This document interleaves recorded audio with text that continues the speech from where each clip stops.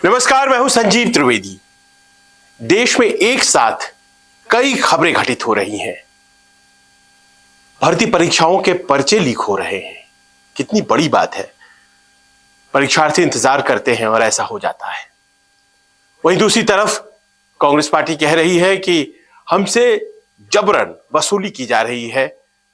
राजनीतिक दलों से तो इनकम टैक्स लिया नहीं जाता है, लेकिन देश में अकेली पार्टी कांग्रेस है जिससे इनकम टैक्स जानबूझकर पैसे ऐंठ रही है। क्या यह किसी के दबाव में हो रहा है? वहीं दूसरी तरफ प्रधानमंत्री ने अपने वाराणसी दौरे में राहुल गांधी पर सीधे निशाना साधा और कहा कि कैसे वो उत्तर प्रदेश के युवाओं को नशे में होने वाला बताते हैं। राहुल गांधी को यात्रा भारत जोड़ो न्याय यात्रा फिर से शुरू करनी है मुरादाबाद में, और जाहिर है कि मुरादाबाद में जब वो पहुंचेंगे तो उस वक्त वो जवाब देंगे कि आखिरकार प्रधानमंत्री की कही बातों को वो किस तरह से लेते हैं। प्रियंका गांधी भी उतर रही हैं और कहा यह जा रहा है कि अखिलेश यादव भी इसी यात्रा का हिस्सा बनेंगे और इंडिया गठबंधन ने रफ्तार पकड़ ली है, ये बताने की कोशिश करेंगे। इतनी खबरें एक साथ हैं, लिहाजा हम ये भूल जाते हैं कि दरअसल जो घटित हुई है खबर, उस खबर में अभी क्या हो रहा है। पिछले महीने यानी कि जनवरी में इसी वक्त जब हम और आप देख रहे थे कि बिहार में किस तरह से पाला बदलने की तैयारियां चल रही हैं, इसी वक्त वो सब कुछ हो रहा था। और उसके बाद ये घटित हुआ कि नीतीश कुमार ने 9वीं दफा पाला बदलकर सरकार बनाई और वो सरकार भारतीय जनता पार्टी के साथ उन्होंने बनाई। सब कुछ सामान्य चलेगा ये उम्मीद थी और ये जताने की कोशिश भी की गई उस वक्त। लेकिन आज करीब करीब 1 महीना होने को आया, थोड़े दिनों में हो जाएगा, लेकिन नीतीश कुमार अभी तक अपने मंत्रिमंडल का विस्तार नहीं कर पाए। क्या वजह है? क्या कोई बात है या एक अपने आप में सामान्य सी बात है?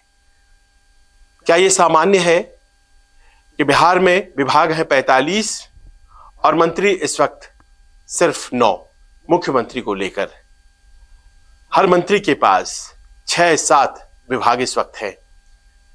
बिहार जैसे राज्य में जहां गवर्नेंस की इतनी जरूरत है, वहां यह कोई सामान्य बात है क्या कि महीने भर होने को आए और बावजूद इसके कि तुरंत में विस्तार हो जाना चाहिए था, अभी तक विस्तार नहीं हो पाया है।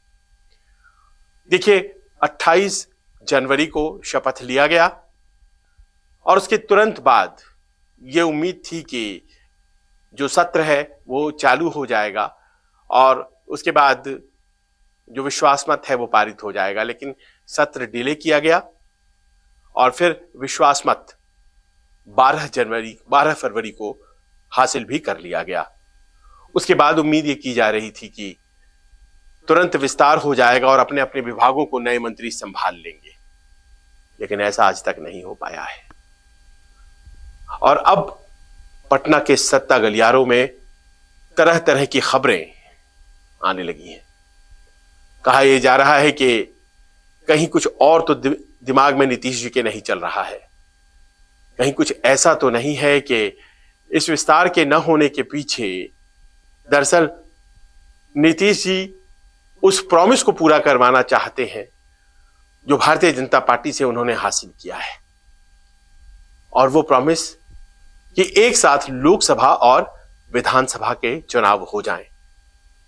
देखिए, लोकसभा के चुनाव अगले महीने घोषित हो जाएंगे, कहा जा रहा है मध्य मार्च तक घोषित हो जाएंगे।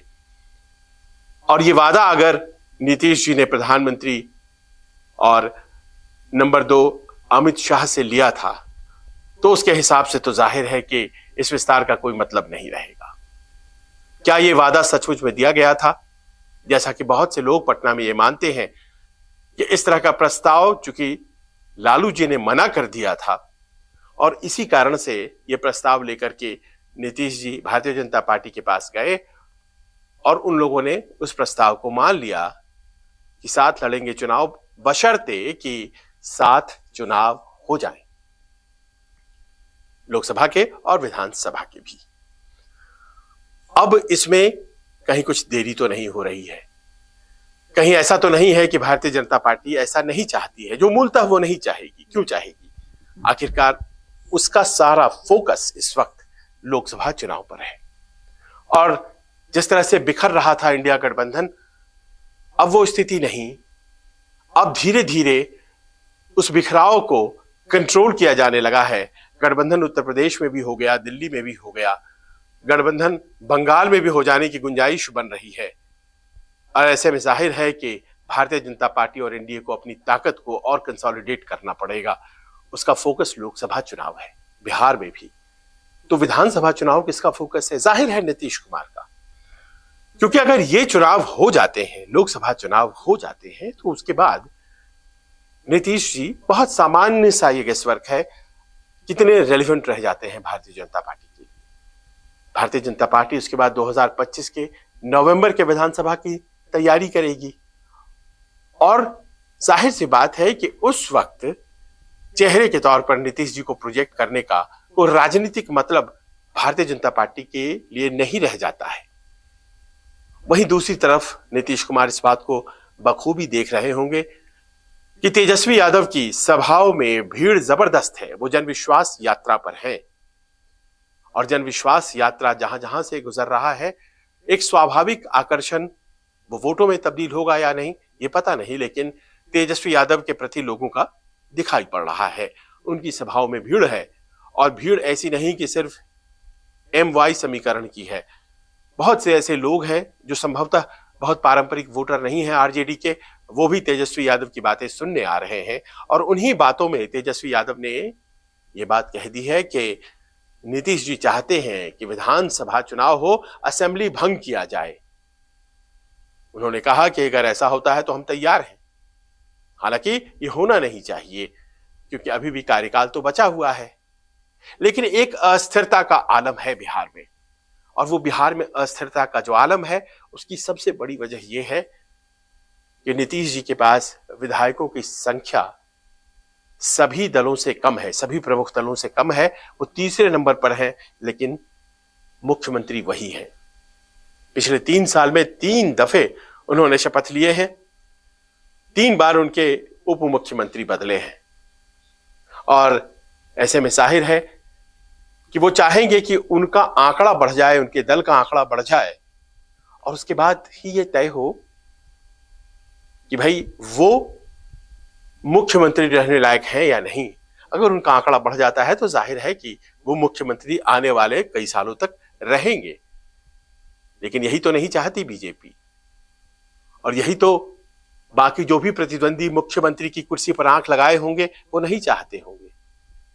और ऐसे में जबकि सरकार आरजेडी के साथ सामान्य तरीके से ठीक चल रही थी, दबाव नहीं था कि मुख्यमंत्री का पद छोड़िए, वो भारतीय जनता पार्टी में या उसके साथ गठबंधन बनाने इसीलिए तो आए ना, ताकि चुनाव साथ हो जाएं और उनकी संख्या जो एक चिराग मॉडल के तहत घट गई थी, उसको फिर से बढ़ाने में मदद मिले।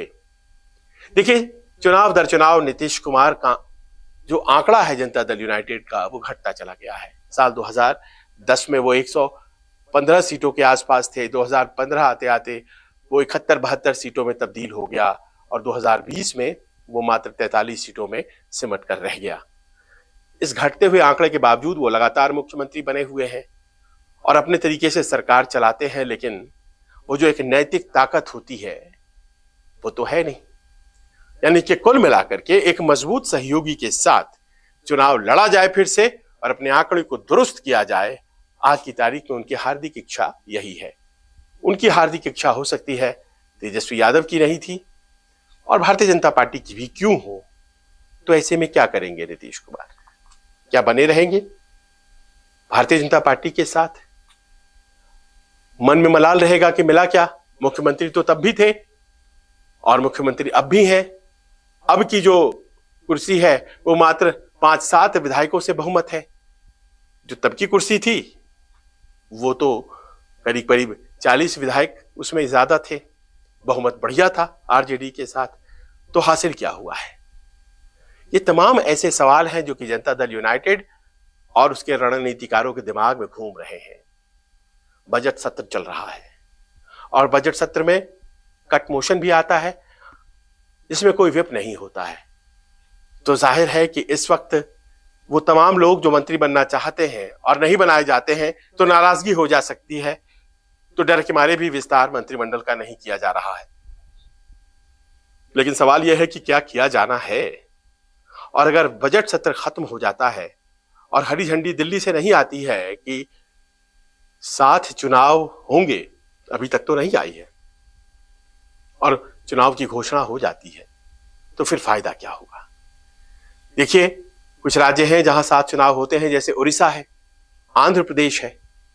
तो क्या बिहार के भी 7 चुनाव होने चाहिए? यह मंशा रही नीतीश कुमार की, कहा यही जाता है। लेकिन अब तो तेजस्वी की बातों से स्पष्ट भी होने लग गया है। लेकिन ऐसे में जबकि भारतीय जनता पार्टी बहुत ज्यादा इंडिकेट नहीं कर रही है कि वो लोकसभा के साथ विधानसभा चुनाव बिहार में कराने में इच्छुक है, तो नीतीश कुमार के पास ऑप्शंस क्या रह जाते हैं।